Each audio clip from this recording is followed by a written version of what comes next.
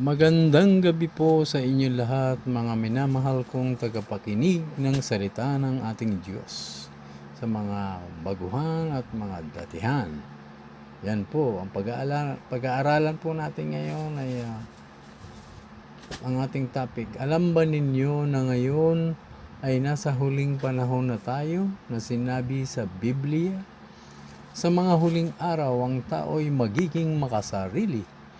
Bigyang diin po natin ito. Nakikita nyo sa panahon natin na marami ang mga nagpapayaman at nalalaman natin sa mga social media tulad na ng YouTube, FB at iba pa. Kung nalalaman lang nila ang salita ng Diyos, ay hindi basta sila yayaman ng husto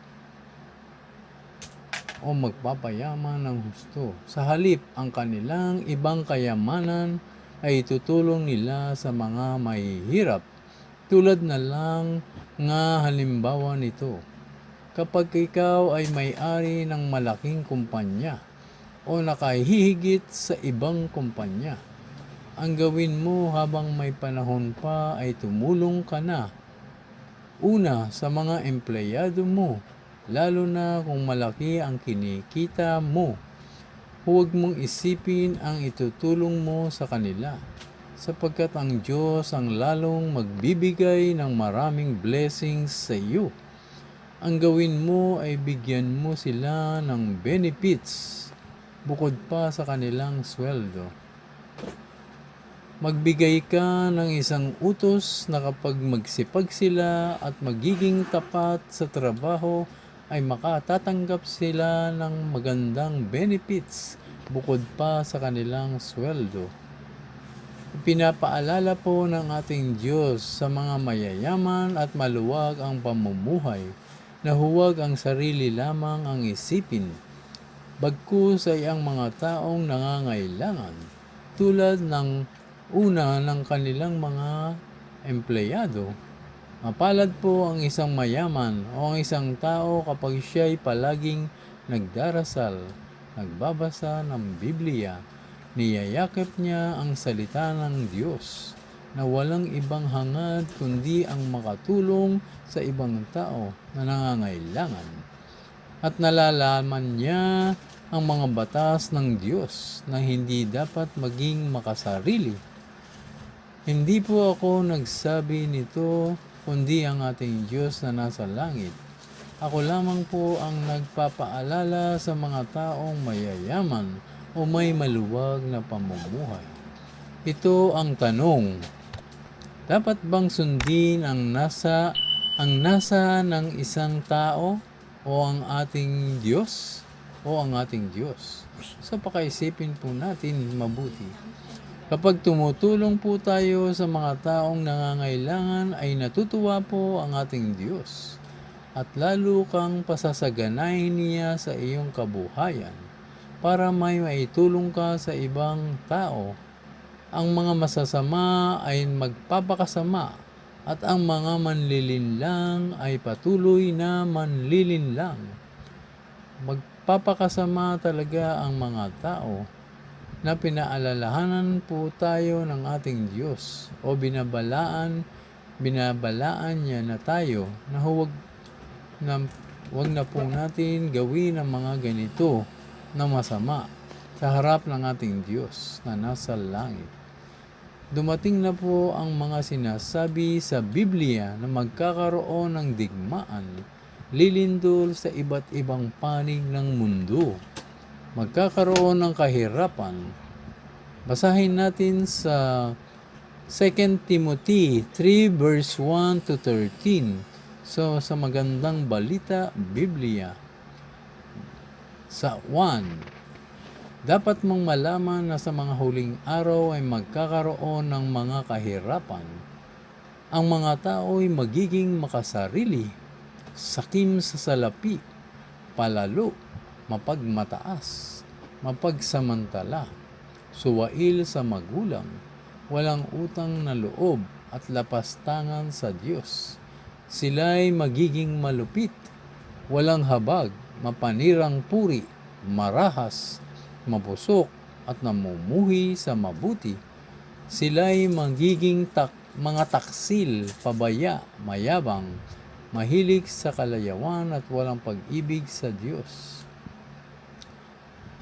Sila'y magkukunwaring makadiyos, ngunit hindi naman nakikita ang kapangyarihan nito sa kanilang pamumuhay. Iwasan mo ang ganyang mga tao. May ilan sa kanila nagagamit ng panlilinlang upang makapasok sa bahay ng mga babaeng walang pagpipigil sa sarili. Ang mga babaeng ito ay alipin ng kanilang mga kasalanan at ng sari-saring pagnanasa. Lahat na'y gustong matutuhan ng mga babaeng ito, ngunit kailanman di sila nakakaunawa. At tulad ni Jannes at Jambres na sumalungat kay Moses, sila ay sumalungat din sa katotohanan. Wala silang iniisip na kabutihan at hindi tunay ang kanilang pananampalataya. Ngunit hindi magpapatuloy ang kanilang kasamaan sapagkat makikita ng lahat ang kanilang kahangalan, gaya ng nangyari kay Jannes at Jambres. Ngunit sinunod mo ang aking itinuro sa iyo, ang aking ugali at layunin sa buhay. Tinularan mo ang aking pananampalataya, pagtiyatiyaga, pag-ibig at katapatan. Kasaksihan mo ang mga pag-uusig at paghihirap na dinanas ko sa Antikya, Ikonyo at Listra. Napakahirap ng dinanas ko. Ngunit sa lahat ng iyon ay iniligtas ako ng Panginoon. Gayon din naman ang lahat ng nagnanais mamuhay ng matuwid bilang tagasunod ni Kristo Jesus ay daranas ng mga pag-uusig. Samantalang ang masasama ay lalo namang magpapakasama at ang manlilinlang ay patuloy na manlilinlang at sila man ay malilinlang din. So pinaalalahanan na po tayo ng ating Diyos, mga minamahal kong tagapakinig, mga kapatid sa Panginoon. Ngayon ay nasa inyo na po ang kapasyahan kung ito ay susundin ninyo o hindi. Mahal po tayo ng Diyos, tayong mga tao, at ayaw niya tayo na mapahamak, lalo na ang ating mga kaluluwa, upang hindi mapunta sa impyerno. Kaya napakahalaga ng salita ng Diyos. Ito ang nagtuturo ng katotohanan, nagpapabulaan sa mga maling aral, nag-aakay sa matuwid na pamumuhay na nakatala po sa Biblia. Na 2 Timothy 3 verse 16.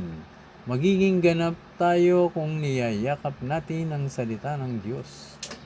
Sinusunod natin siya, ang kanyang mga batas, at nang mabuksan ang ating puso't isipan na magpapaalala sa atin sa paggawa ng mabuti. Ang banal na Espiritu ng Diyos. So ito po ang magbubukas ng ating espiritual na pag-iisip, ang banal na Espiritu ng Diyos. So sana po ay may napulot tayong aral mula sa ating paksa, sa ating Diyos, sa kanyang mga salita. Sapagkat ang salita ay Diyos na naging tao, siya'y galing sa langit. Palagi pong gumawa ng mabuti sa araw-araw at nang makaipon tayo ng kayamanan sa langit na ating pakikinabangan pagdating ng araw ng paghuhukom. Matakot po tayo sa ating Diyos. Magmadali po tayo sa paggawa ng mabuti bago dumating ang Panginoong Hesus upang makasama niya tayo maghari kasama ng mga hinirang nananalig sa Panginoong Hesus. Maraming salamat po at magandang gabi po sa inyo lahat. Pagpalain po kayo ng Diyos Ama, ng Anak, ng Espiritu Santo. Amen. God bless po. Ingat.